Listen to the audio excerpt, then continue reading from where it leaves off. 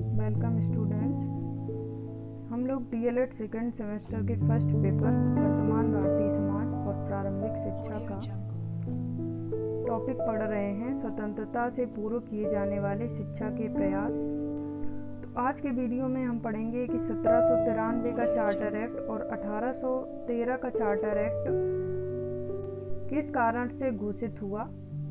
तो ये घोषित हुआ नेपोलियन के कारण, जो कि फ्रांसीसी साम्राज्य का स्थापक था, और इन्होंने महाद्वीपीय व्यवस्था बनाई थी।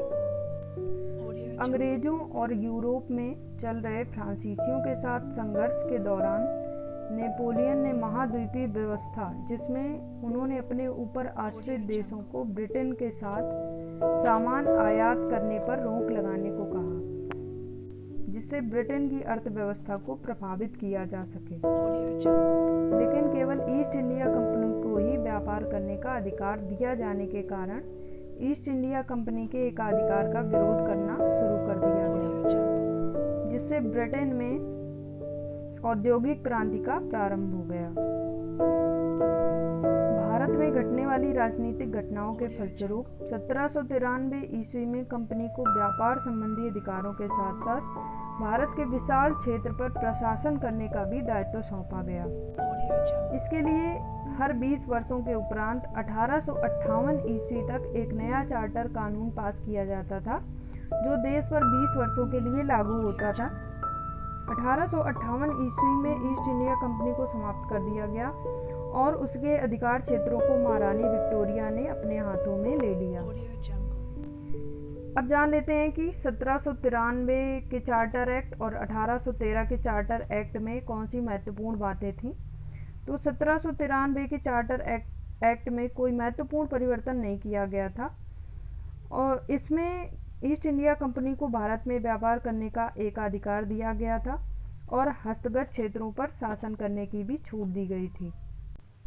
जबकि 1813 ईस्वी के चार्टर कानून ने भारत के साथ व्यापार करने के कंपनी के एकाधिकार को समाप्त कर दिया।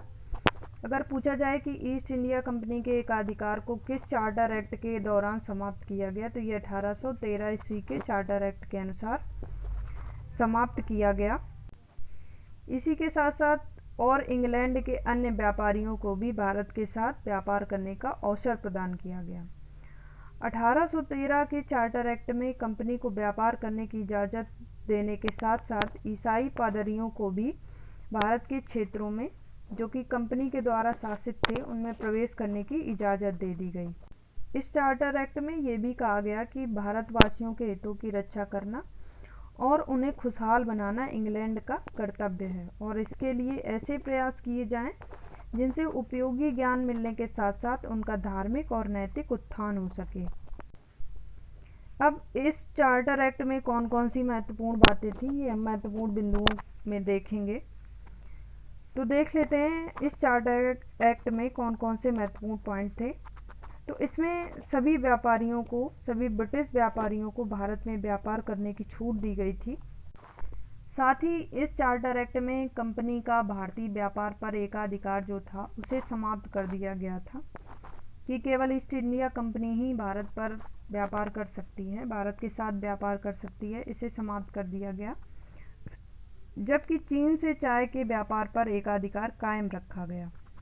इस चार्टर एक्ट में ये भी तय किया गया कि कंपनी के भागीदारों को भारतीय मुनाफे से भारत में जो भी प्रॉफिट होगा उससे कंपनी के जो कर्मचारी हैं उन्हें 10.5% भागी मिलेगा। जो भी पार्टनर्स हैं उन्हें 10.5% भागी मिलेगा।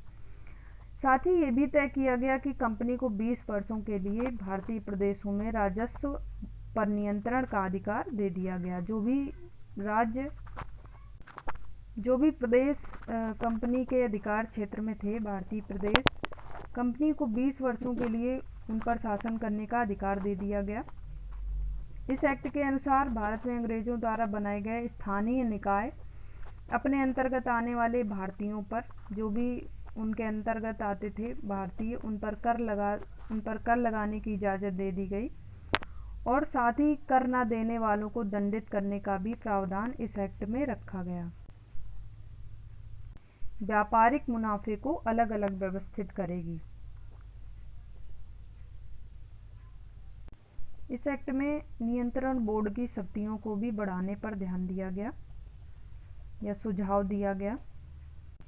इस एक्ट के अनुसार कंपनी के संबंध में अंतिम निर्णय लेने का अधिकार ब्रिटिश सम्राट के पास ही रहा, परंतु वित्तीय मामलों को कंपनी को दे दिया गया। जो भी वित्तीय मामलों के संबंध में निर्णय लेना था उन्हें कंपनी को दे दिया गया।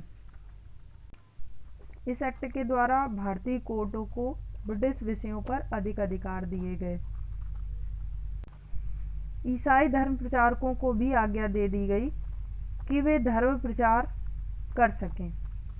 कलकत्ता में ईसाई धर्म के प्रचार एवं भारत में रह रहे ईसाइयों के लिए एक गिरजाघर, एक बिशप तथा 3 पादरियों को नियुक्त किया गया। साथ ही ब्रिटिश व्यापारियों तथा इंजीनियरों को भी भारत आने की और यहाँ बसने की अनुमति प्रदान की गई, लेकिन इसके लिए नियंत्रण बोर्ड का लाइसेंस अनिवार्य माना गया।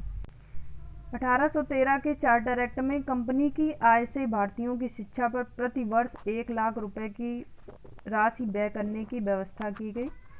भारतीय साहित्य एवं विज्ञान आधारित शिक्षा को बढ़ाने के लिए प्रावधान बनाए गए। इस एक्ट के द्वारा कंपनी के कर्मचारियों के लिए प्रशिक्षण की व्यवस्था की गई। इसके लिए कलकत्ता एवं मद्रास के कॉलेजों को नियंत्रण बोर्ड के नियमों के अनुरूप चलाने की व्यवस्था की गई।